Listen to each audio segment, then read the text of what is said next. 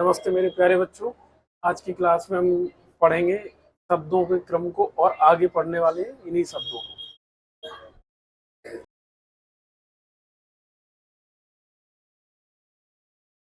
तो कहीं ना जाएं, बने रहिए। सबसे पहले हम देखेंगे शब्द क्या होते हैं। रिवीजन करा रहा हूँ 2 मिनट में। वर्णों के सार्थक समूह को शब्द कहा जाता है। उदाहरण के तौर पे राजू, काम, पनघट, पंकज, अटारी, है ना, पेन, पेंसिल, ये सब। फिर शब्दों के भेद बताए थे। शब्दों की मतलब किस किस तरीके से बने, तो पहले हमने 4 तरीके से बांटे थे। नंबर 1 आपका था उत्पत्ति के आधार पर, नंबर 2 आपके रचना के आधार पर, नंबर 3 अर्थ के आधार पर, नंबर 4 प्रयोग के आधार पर। जिनमें से पहला वाला हमने पढ़ के देखा था, जिसमें उत्पत्ति के आधार पर शब्दों के 5 भेद फिर से किए गए थे। तत्सम, तद्भव, देशज, विदेशी, संकर। तत्सम शब्द कौन से होते हैं? संस्कृत भाषा के वे शब्द जो सीधे हिंदी में यूज किए जा रहे हैं बिना किसी परिवर्तन के, वो तत्सम शब्द कहलाते हैं। तद्भव शब्द कौन से होते हैं? वे संस्कृत भाषा के वे शब्द जिन्हें हिंदी में परिवर्तित, रूपांतरित किया जा रहा है, तब प्रयोग में लाए जा रहे हैं, वो तद्भव है। देशज कौन से हैं? हिंदी भाषा के स्वयं के शब्द या आंचलिक शब्द जो कि हिंदी के ही है, देशज शब्द कहलाएंगे। विदेशी शब्द जो हिंदी व संस्कृत भाषाओं के अलावा अन्य भाषाओं के हैं, वो सब विदेशी शब्द कहलाएंगे। संकर शब्द क्या होंगे? जो 2 या 2 से अधिक भाषाओं के मिक्सचर से बनेंगे, मतलब मिलने से बनेंगे, वो संकर शब्द कहलाएंगे। आज हम पढ़ने वाले हैं शब्द के भेद का दूसरा टाइप, जिसमें है रचना के आधार पर। आज हम क्या पढ़ने वाले बच्चों? रचना के आधार पर। तो ध्यान से क्लास देखते रहिए। हम सेकंड पार्ट पढ़ने वाले हैं रचना के आधार पर।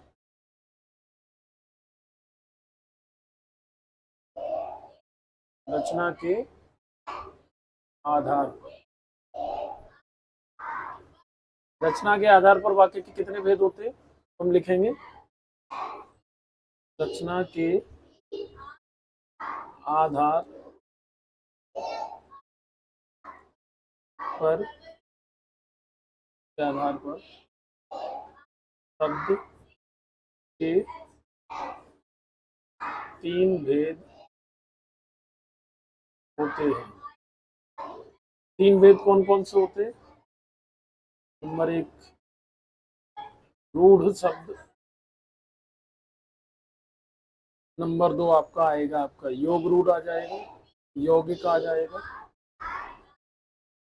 योग शब्द, और नंबर 3 आएगा योग रूढ़।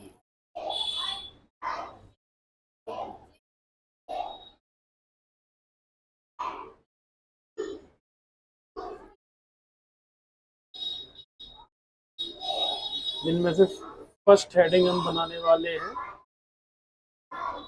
रूढ़ शब्द।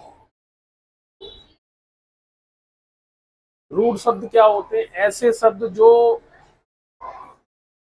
अन्य, जिनको तोड़ने पर कोई अन्य मीनिंग ना निकले या मीनिंग ना निकले, सीधे साफ जैसे दिख रहे हैं वही मीनिंग है, वो रूढ़ शब्द होते हैं।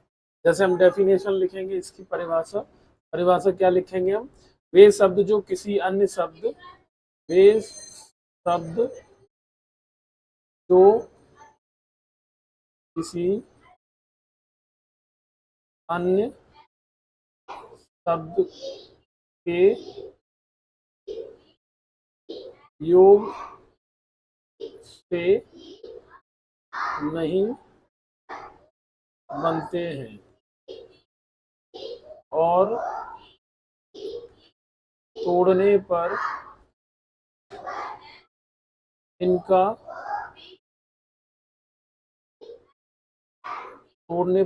कोई अर्थ नहीं निकलता, कोई अर्थ नहीं निकलता है, रूढ़ शब्द कहलाते हैं। वे शब्द जो किसी अन्य शब्द के योग से नहीं बनते, मतलब कि खुद अपने आप में पूरे होते हैं और ना ही तोड़ने पर इनका कोई अर्थ निकले। जैसे उदाहरण अगर ले ले, आपको समझ में आ जाएगा। उदाहरण जैसे दिन,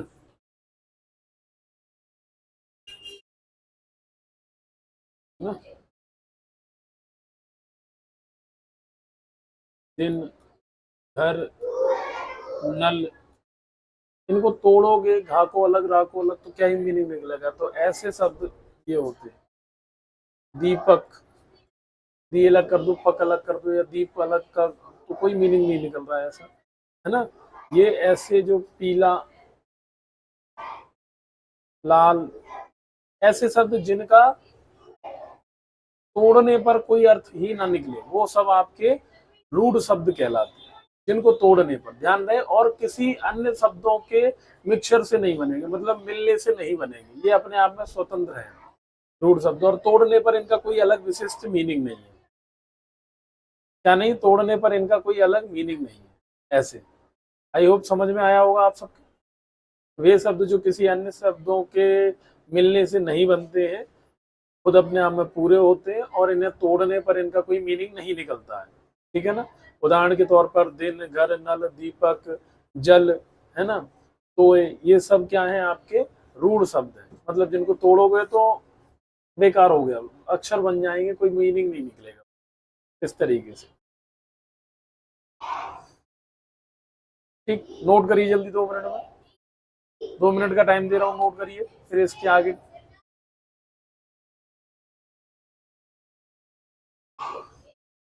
फिर इसके आगे हम बढ़ेंगे।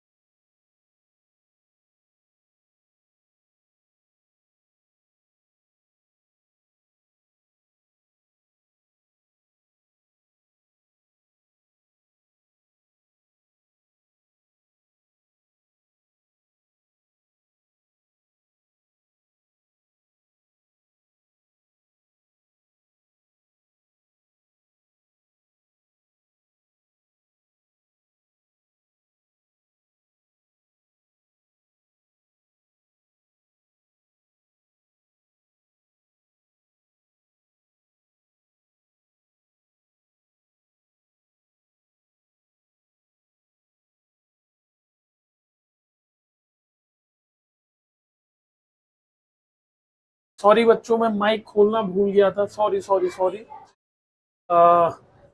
मैं फिर से समझाई दे रहा हूँ, आप नोट कर लेना यहाँ से। योग सॉरी रूढ़ शब्द से ही समझाई दे रहा हूँ। रूढ़ शब्द क्या होते हैं? वे शब्द जो दो या दो से अधिक,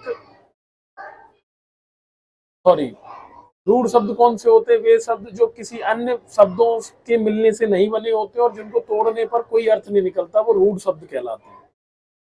जैसे उदाहरण के तौर पर नल, जल या कमल। कमल को तोड़ने पर कोई अर्थ नहीं निकलेगा।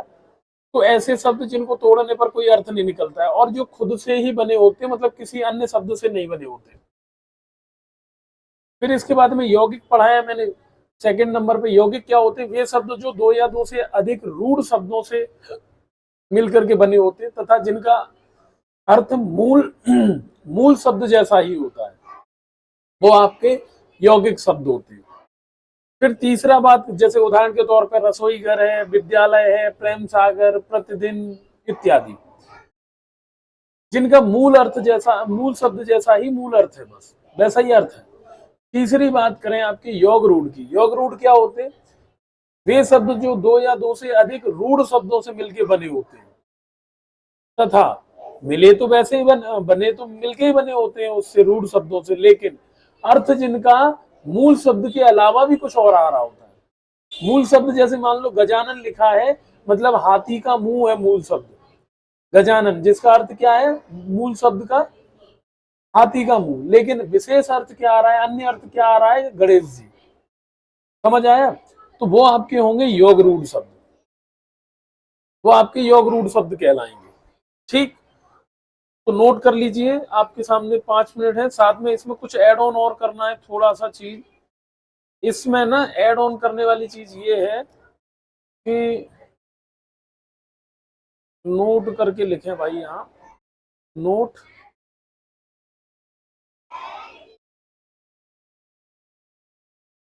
नोट में ये लिखना है भाई कि योग रूढ़, ये जो योग रूढ़ है इसमें समास होता है बहुब्रीहि समास, है ना? बहुब्रीहि समास के सभी उदाहरण योग रूढ़ शब्द के होते हैं। जब मैं आपको समास पढ़ा रहा हूँ तब आपको पता चलेगा कि जितने भी बहुब्रीहि समास के उदाहरण हैं वो सब योग रूढ़ शब्द के ही उदाहरण हैं। मतलब यूं कह सकते हैं कि योग रूढ़ शब्द के उदाहरण और बहुब्रीहि समास के उदाहरण सिमिलर हैं, सेम है, अलग अलग नहीं। ठीक है ना? और रूढ़ शब्द के जो उदाहरण है वो किसी भी समास में यूज नहीं किए जाते, ध्यान रखो। किसी भी समास में, प्रत्यय में यूज नहीं किए जाते, ध्यान रखो। दिन में ता नहीं लगाया जाता, दिन ता नहीं लिखी जाती है। ठीक है ना? कोई भी उपसर्ग, कोई भी प्रत्यय, कोई भी संधि या कोई भी समास नहीं बनता है रूढ़ शब्दों से। यहाँ नोट में लिख लें जरा, यहाँ भी नोट करके लिख लें। क्या लिखना है कि रूढ़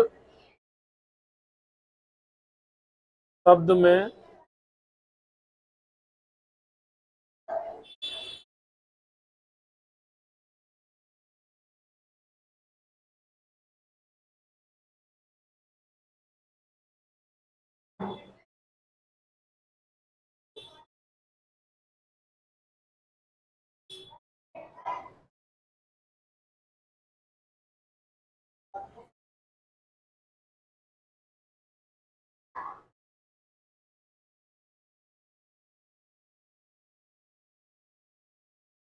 लिखें जरा, रूढ़ शब्द में समास, संधि, प्रत्यय व उपसर्ग नहीं होता है। रूढ़ शब्द में समास, संधि, प्रत्यय व उपसर्ग नहीं होता है। ध्यान दें, रूढ़ सिंपल है, है ना, इनमें कोई विशेष अर्थ नहीं है। यौगिक में भी विशेष अर्थ नहीं, लेकिन दो या दो से अधिक शब्दों से मिलकर के बन रहे तो इसमें समास बन सकता है, ठीक है ना। जैसे रसोई घर, है ना, रसोई का घर, तत्पुरुष समास बन गया। विद्यालय, विद्या का आलय, मतलब विद्या अध्ययन करने की जगह, विद्या का आलय क्या बन जाएगा, तत्पुरुष समास। प्रेम का सागर, तत्पुरुष समास। प्रतिदिन, मतलब हर दिन, प्रतिदिन बन जाएगा हर दिन, या हर दिन का प्रतिदिन बन जाएगा, ये अव्यय भाव समास बन जाएगा, है ना। तो ध्यान रहे, दूध को लाने वाला दूध वाला, या दूध देने वाला दूध वाला कहलाएगा, है ना, ये भी तत्पुरुष समास है। यौगिक में भी समास होता है, रूढ़, योग रूढ़ में भी समास होता है, लेकिन रूढ़ शब्द में न तो समास होता है, न संधि, न उपसर्ग, न प्रत्यय। समझ आया। ध्यान रहे, इन चीजों को बड़े अच्छे से लर्न कर लेना है, बहुत अच्छे से। कोई भी दिक्कत हो तो आप तुरंत संपर्क करिए, ठीक है। कमेंट बॉक्स में कमेंट छोड़ दिया करें, और भी, ठीक है।